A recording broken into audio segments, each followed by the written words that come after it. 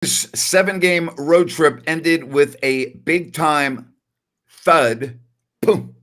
They get blown out in Cleveland, 136 to 110. Still an excellent road trip, though. It does not diminish from what we saw in this road trip, but tonight was all Cleveland. I mean, again, you get blown out 136 to 110. And again, the Cavaliers are a good team, and the Kings just didn't have enough whatever. I mean, Sabonis had another triple-double. And, I look at the rest of the scoring. Harrison Barnes had a good offensive game. Monk had a good second half. But the problem was the Cleveland offense was unstoppable tonight, Ryan. Unstoppable. Yeah, Grant, we throw the team stats up here right now for the viewers to check out. But Cleveland's offense, especially from beyond the arc, Grant, tonight, they came close to doubling their three-point percentage, usually only 35%. They're at 56. But I think this was so much more about a team that's won 14 of 15, playing great basketball in an Eastern Conference, and a team that plays similar basketball to Sacramento in some ways, just playing better than the Kings tonight. Yeah, and I'm okay with I'm okay with the totality of the road trip. I'm more than okay. I think the totality of the road trip is excellent. It doesn't diminish from what the Kings accomplished on this road trip, but they're going to be disappointed. That's going to be a long flight home tonight after getting blown out 136 to 110. And I know the next game is against the lowly Pistons, but you only have one day off, okay? Yeah. And I'm just telling you, do not be surprised if with 5 minutes left to go in the fourth quarter in the Pistons game, it's close. Do not be surprised. Yeah, Napes, I'm with you. The Pistons don't do much well, but one thing they do is pace. They're seventh in the NBA at pace. So if I'm Detroit, I am pushing the tempo when they roll into G1C. But, we've seen the Kings pull off bigger feats. Hopefully they get some rest in between now and then. All right, I'm going to ask you a question because in my 32 years of covering the NBA, I honestly don't recall ever seeing this before. The Kings starters all played 30 or more minutes tonight. Okay? Yes. So it's not like they were only playing a few minutes. Not one starter got to the free throw line. Incredible. I've never seen it before. Never seen it before. Incredible. So one stat that we looked at coming into this game, the Kings absolutely gashed, and I mean gassed. They shot 89% from the floater range near the paint in the first meeting against Cleveland, which meant they were getting by the first level of defense and stopping short of the second level and doing it successfully. That didn't happen tonight. De'Aaron, for whatever reason, did not have that first step, but we've seen some of these wacky stats this road trip. I mean, what was the team that had 40 assists of 44 baskets or something along that? It was Miami, wasn't it? Miami. Yes, Miami. So it's just been one of those things. But that's something, Grant, and you can probably speak to this a little bit more, and we want to get to your phone calls. We will in just 1 second. That's got to change come down the stretch should they make a playoff run. Yeah, I mean, I don't ever recall announcing a game in my 32 years where all five starters did not get to the foul line.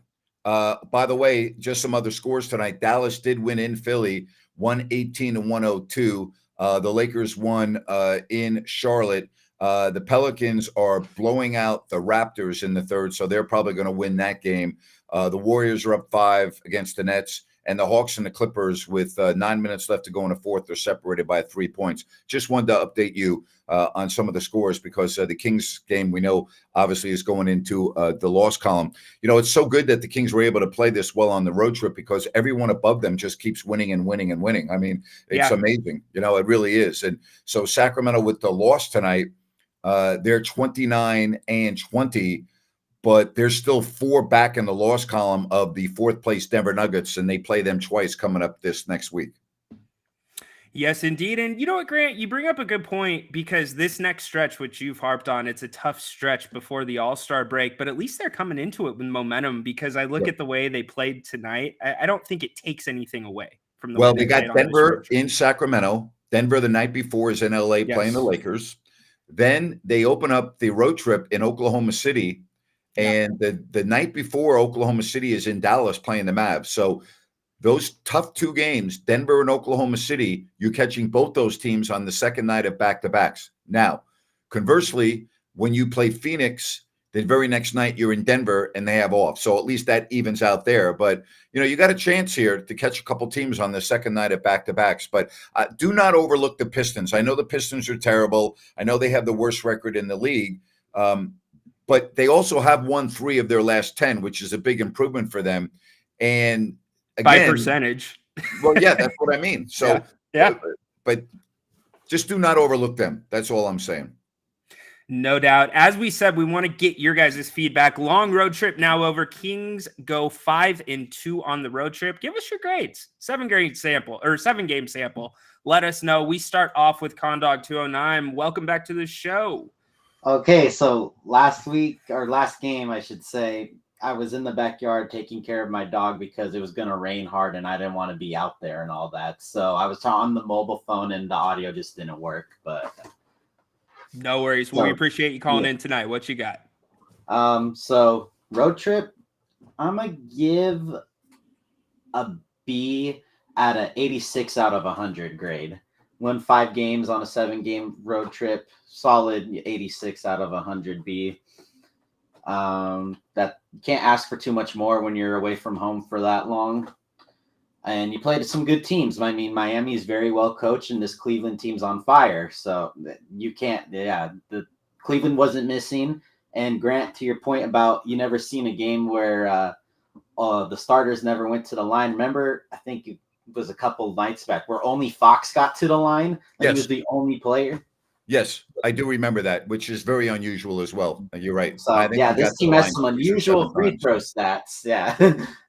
And I'd like to also say that when it comes, again, free throws again, but, if we took care of business with Phoenix and Milwaukee and a couple other games, we'd be right there in that first place race and not, starving to just hold off the Pelicans, because if the Pelicans tie us, they have the tiebreaker. Yep. Well, there's a lot of basketball left to be talking about tiebreakers. I understand your point, but just go out and win the games. But appreciate you joining us as always. Thank you very much. Yep. Later. No doubt. I don't like to say if and if, because every team in the league can say if they had not blown this lead, if they had not blown that lead. I mean, I don't really get too caught up in that. What I would give the Kings a grade of 90 out of 100 on this trip, which is an A. If you told me, name me, is there anyone in our audience right now that would not have taken 5-2 before this team left on this trip? Right? Everyone would have. And I don't even care that they got blown out tonight and they lost to Miami. The fact is you had 7 games away from home, and the only game that to me was a layup was the Memphis game. Okay? Yes. And you won that game, and you ended up with 5 out of the 7 wins. So listen, I'm going to give him an A on this road trip. What's your grade? I'm in that ballpark. I'm in between a 90 and a 92. 7 games is a long time, and the Kings will benefit on the back end by this at home. But I think they've grinded. They've played as a team. That's the big thing that I've seen. They've shown us that maybe they have not maxed out their potential by running it back with this roster. So we go back to the phones. We welcome in Dirk. Dirk, welcome to the postgame show on If You Don't Like That. Hey, guys.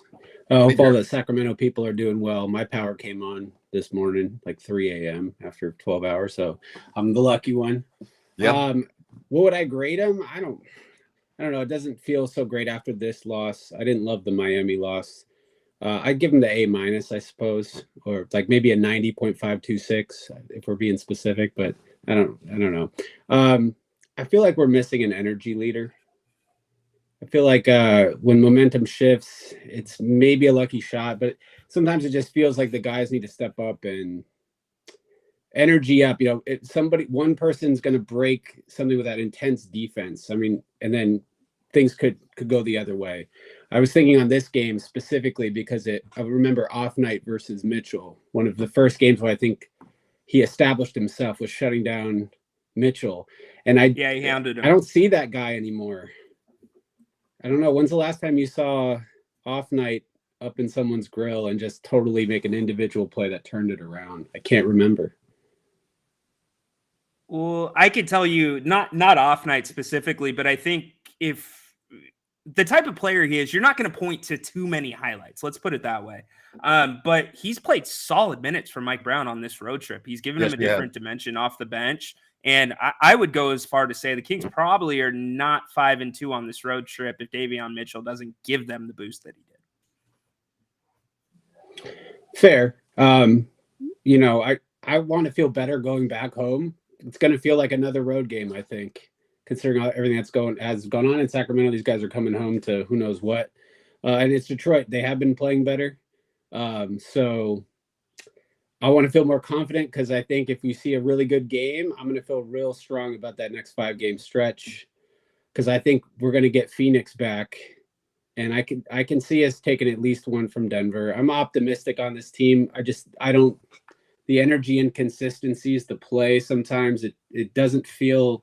It has lately been feeling a little bit more like last year. It feels like things are shifting, but I just need it to be more consistent so I can feel good about this team and their chances in any situation. Tonight, it felt all right till the fourth quarter. I was optimistic we could get back into it, but oh well. Detroit, I think they'll beat Denver at home. They will not beat Denver in Denver on the second night of a back-to-back, unless Jokic is not playing.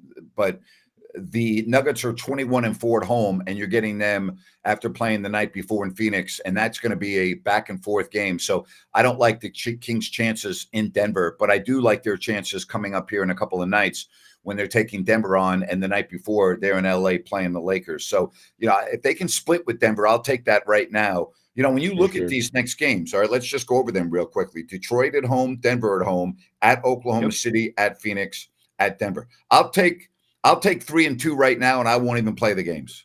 Deal. Give me 3-2. And no, really, I'm serious. Yeah.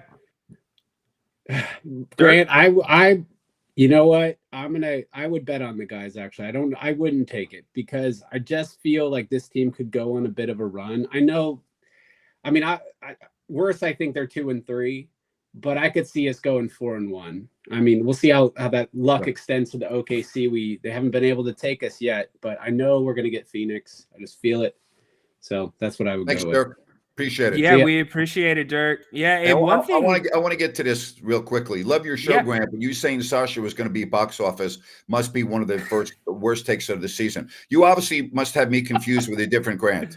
Okay, because I was actually telling people don't get too excited on Sasha when everyone else was going crazy.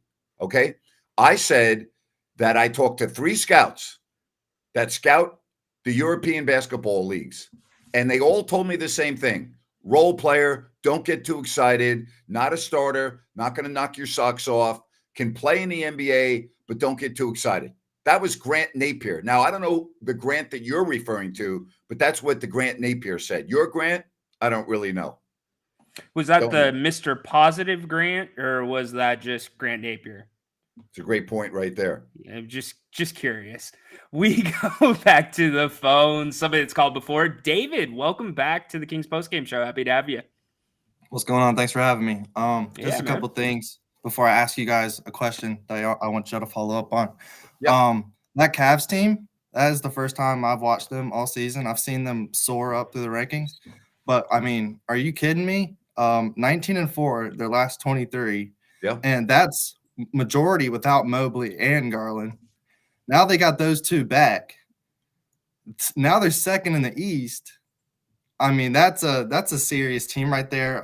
What they have done post LeBron era is incredible as an organization. So credit to them. It seemed like they played a near flawless game tonight with none of our starters going to the free throw line, right? Yeah. I mean, they had 36 assists, David. Great point. They had 36 assists. Yep. Yeah, I mean, they were moving it and they were hitting they were hitting wide open shots. And what more can you ask for, right? I mean, on our end, we see guys miss the wide open shot sometimes, which is a run killer or something like that. So credit to them. That's a serious team. Yes. And 5-2 on the road trip. Absolutely. We'll take that. Right. Yep. Like you said, if you were to say 5-2 without playing the games before it, absolutely. We're taking that. Doesn't feel like a blowout that like those previous blowouts, a blowout nonetheless, but like the Miami game and this game, we really, we went run for run with them. But here comes my question. We got it down to 10 about 8 minutes in that fourth quarter. We were on a good little run there. I mean, maybe 8-0. And what do y'all think about the decision making by Fox when he had a tough 3-pointer? I think it was early in the shot clock, maybe, but it was pretty contested, and it was kind of a hero ball shot. And then they come down and they fast break and get a layup or a 3-pointer, score nonetheless. And then we come down. Fox has it again, and he kind of just like bulldozes into Garland and shoots like a crazy like scoop shot. And then they come down again, fast break. It's a 15-point game after that, and it just felt like the nail in the coffin. That sequence there, I felt like really killed the run we were on, and I just want to know what you guys' thoughts were that. Yeah, I think sometimes the shot selections, when you have to think momentum, and I understand the point you're trying to make, because that was the only time where the Kings could have gotten back in the game, and before you knew it, it was back to not a manageable deficit. So I think you make a very good point. I really do. Yeah, David, I think it's a valid point. I think it's something the Kings have fallen victim to too many times this season. Yep. But it's not exclusive to them. That runs common with jump shooting teams. The one thing I would say about De'Aaron, and especially with the 5 games that's coming up in the All-Star break, watch that shoulder. I don't think De'Aaron Fox is right. Tonight, when he had that 4-point or the foul on Darius Garland when he he fouled him shooting the 3, Fox could have put his left hand or his right arm up to contend that shot, which was the closer arm to Garland. But instead, he chose in the air to go with his left hand across his body, which tells me he doesn't want to lift that right arm up. All right. My question is, how come he's not on the injury report? Good question, Apes. I mean, he should be on the injury report. I mean, there's been times Kings have not showed up on the injury report, then we find out something's going on. Yeah. He could maybe use some rest, because I mean, with the way this roster is, him getting less than 20 and not producing as much as we know he can, it kind of hurts the team. And hopefully he can get some rest. I think he might be trying to get that 65 game mark for the All NBA or something, but who knows? He'll need that All-Star break for sure. I appreciate you guys having me on. Hey, thank you, David. Yeah, great call again, David. Yeah. Thank you. And 65 games is not a lot of games to play. I mean, 65 games is nothing out of 82. I mean, we shouldn't be, and thank you, David. That was an excellent call. We shouldn't be even, applauding any player in the NBA for playing 65 games. 65 games is terrible. So I agree with Charles. I think that number, Charles Barkley, I think that number should have been higher, but it is what it is. So somebody wanted to know my thoughts on Embiid ducking on Jokic, aka load management. Are you familiar with the news, or do you not pay attention to what's going on in the world? Are you serious about that? Do you understand what Joel Embiid is enduring? Do you understand that he's having knee surgery and may be out for the entire season, depending on the severity of the knee when the surgeries are you not aware that shortly thereafter, 2 days later, he was diagnosed with meniscus issues, which require surgery? Or did that just go in one ear and out the other? Or do you just not pay attention to what's going on in the real world? Anyway, I hope I answered that. That's Mr. Positive speaking again, by the way. Yeah, Mr. Positive breaking it down. We love it. We're going back to the phones. We're going international. He was on the halftime. Baki, welcome back to the show. Hi, guys. Hi. Oh, I totally agree with Grant. I mean, I would even give them an A with maybe 92 grade, because there were some parts of the game in games in Miami and tonight that were really good. I mean, you can expect 7 and all score. So I'm not disappointed at all, but I'm just sad because, as Grant never recalled in 32 years free throws problem, I don't remember, and I watch closely NBA, already, Yeah. max time, that in a stretch of 1 month, top 4 teams are winning and winning and winning. I mean, okay, 1 or 2 teams, but all 4, so strange. Like all other teams are out of their way. I don't know. Well, here's the other issue. If New Orleans is going to win tonight and they're going to be tied with Yeah, I you, know. well, not tied with you, but they're going to be, well, yeah, they will be a half game behind you. And then you got the Phoenix Suns, who also are a half game behind, and you play them next week. So, again, I don't want to be like on the wrong side of like optimism here, but the reality is you could very well be out of the top 6 going into the All-Star break with the schedule you have coming up. I agree. It's tough schedule for us, and those guys also. They are trying everything, but Clippers gonna win. I think. I don't know. Yeah. Thank you, No doubt. Bucky. Thanks, You're Bach. always so good on this. And Bucky, you tell me, in 32 years, I said I've never recall starters never going to the free throw line. You watch more basketball than I do. It's not even close. Do you ever recall a starting 5 who played 30 or more minutes never shooting a free throw? I bet you that's never happened in the league before.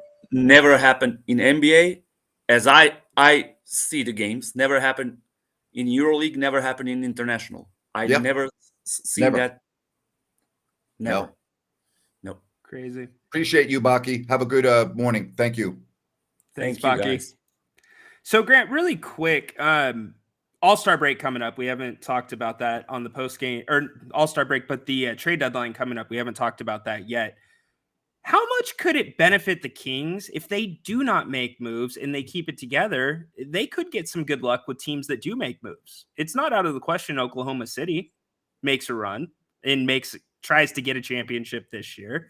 Same thing with them. What do they need? They have the best record in the West. Why would they make a move? They're This is 35 and 15. Grant, this is the year if you're Oklahoma City, you go. You stack it because you've got the war chest of picks, which is gold versus contracts in the NBA right now. If there is that big player out there, Kevin Durant, this is the year you go for it. Okay, well, yeah. I mean, if you could get Kevin Durant, Yeah. back where it all started. Well, actually, he started in Seattle in his first year, and then they moved to Oklahoma City. But that would be interesting. That would be interesting.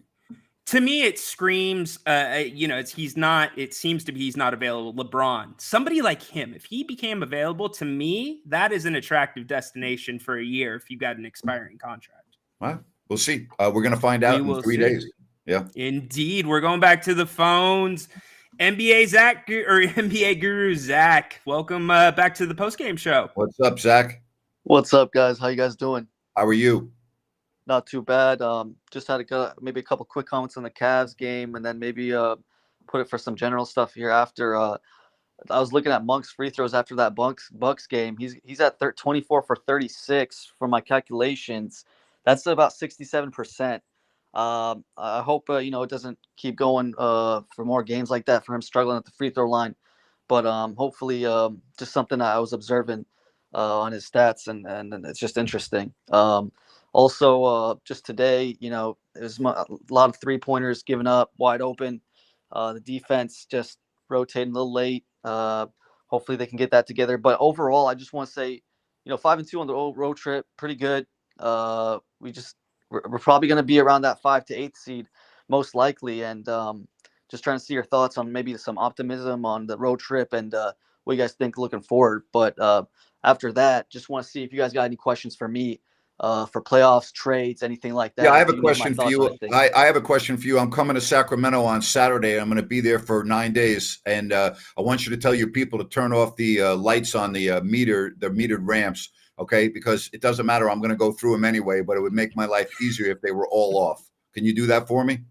I got connections all over the city. I will make sure that you will get caught on every single one of those lights that you go ahead. I'll pass. even tell you my car and my license plate number. You can come catch me, okay? Because I don't stop for those. So you're right. You track me down. You tell the California Highway Patrol that Mr. Positive is coming into town for 8 days, and I will not be stopping at any of the metered ramps. So yes, make sure they look for me. Good, because I got a lot of connections with them, so I'll make sure to dial in the next 9 days that you're here. Please do. Please do. I'll even roll down my window so it's easier to see me. All right, that they know it's me driving. Okay. Yeah, as long as you guys keep calling me NBA Guru, I'll keep making sure that when you're in town, that things aren't as fun for you. Thank you. I appreciate that. As far as questions for you as it relates to basketball, No. To me, the Kings are who I thought they were. They're a good team. They've proven that they're a good team, but I don't think they're capable of winning a first-round playoff series this year with the present roster. I don't think they are. I think for the most part, yeah. But I will say this: if we're playing OKC in the first round, we're probably not going to be the favorites, but I'd put it at like a 45% chance we can upset them. I just think we have a chance at beating them. The matchup is there. That's one team we can beat. Even Minnesota, maybe. I'll probably put that at maybe like 40%, 30. We have an okay shot. Not gonna have home court. That's gonna be a little tougher. But as far as if we're playing the Nuggets or Clippers, yeah, I'd put that at like 25% each for those teams. We just do. I think it'll be tough to beat those guys. But I mean, I think if we land OKC, we have a shot. I think we have a shot, a pretty good shot. Okay, well, we'll find out. Thanks, buddy. Appreciate it. You have a good rest of your Monday evening. Take care, guys. Thanks, Zach. Now we're getting into the traffic thing. Carpool lane violations are also illegal and get thrown out of court. Well, I do abide by the carpool lane regulations, so you won't see me in the carpool lane if I'm by myself during those hours. I don't understand why the carpool lane ends shortly after Watt Avenue when you're getting closer to downtown Sacramento. Like, that makes zero sense to me, but nothing makes sense to me in Sacramento. The traffic grid in downtown Sacramento is the worst traffic grid with their lights that I've ever been to anywhere, not only in America, but around the world. I've never, ever driven in a city as poorly engineered from a traffic perspective as Sacramento. It's got to be the worst city I've ever driven in, ever. Period. All right, so I got that Mr. Positive one to weigh in on this, but you won't find me in the carpool lane illegally. I do abide by the carpool lanes. I'm starting to think that I'm smelling a T-shirt, Mr. Positive, but yes. I'm just not sure what the image would look like. Yeah. Tony obviously has not been listening to anything that we've been saying. He just said, "What about the on-ramp lights?" He obviously is just not paying attention to anything that we're saying. Oh yeah, he's right, betting Embiid to get over 25 points tomorrow night, probably. Well, I do want to say this, okay? If you have plumbing needs or plumbing concerns, Zach, listen up, because I'm going to help you out right now. This company is fabulous, okay? And I've gotten a lot of positive comments from those that have had plumbing needs, and they have gotten in contact with New Works Plumbing, either by going to sackserviceplumbing.com or the number on the screen, and New Works Plumbing has a fix for you. They're awesome, and they're available 24/7. Just go to sackserviceplumbing.com. New Works Plumbing, they've got a fix for you. No fix for the Kings tonight, though. The Cavaliers were just sizzling. Yep, on fire. Could not miss, but they got beat. The Kings didn't beat themselves. That's what you got to be looking at as the positive tonight. All right. Somebody says, Mr. Positive, if you're driving in that crappy traffic grid, it's good practice for driving in tough conditions and therefore making you a better driver. I don't know if you're aware of this, but I grew up in New York. Okay. And even though I grew up on Long Island, I drove in New York City on many occasions. I've also driven in Bangkok, Thailand. I've driven in Hong Kong. I've driven in Shanghai. And if you can drive in those cities that I just mentioned, you can sure as hell drive in Sacramento, okay? Like, really? You ever been pulled over in one of those cities? No. That would be interesting. I know they would get initially from your license. Actually, you know what? I got pulled over. I take that back. I got pulled over years ago in Phuket, Thailand, and got complimented by the Thai police officer. Okay. Oh, yeah. Because I saw ahead of me was school crossings with a lot of crossings going across the street. And I slowed down to a extremely slow speed. And then I noticed that there were police there and they pulled me over. And they talked to me and said, we appreciate that you have your helmet on properly and we pulled you over. We're pulling all over everyone. But we wanted to say we noticed how careful you were. No, really. They said we noticed how careful you were. And we appreciate that because we got people that are going way too fast through this area. And they were giving out entire. They don't even give you tickets. You have to give them money. You just give them money right there on the spot. But they let me go and said, keep up the safe driving. And I was like, wow, okay. I'm a good, abiding tourist. There you go. So I got complimented. Look It's at the only that. time I got pulled over. Look at that. So you're actually a good driver, except when there's bad traffic laws. Then everything's out the window. Yeah. By the way, I don't stop for metered ramps anywhere in the United States if they're There you if they go. happen. I just don't. And if you want to pull me over and write me a ticket, go right ahead. Write me a ticket. I am not going to deal with stupidity and deal with something that affects the traffic grid in a negative way and is by far the stupidest thing that I've ever seen in my 64 years. Well, I haven't driven a motor vehicle for 64. Subtract that by 16, and that's where I'm at. Okay, so yeah, not dealing with it. That's okay. Again, I'm prepared to pay a ticket if I get pulled over for that. But anyway, we're going to be with you coming up for the Pistons game, and I'm a little, and we're going to have Jerry Reynolds on at 4:00 that day.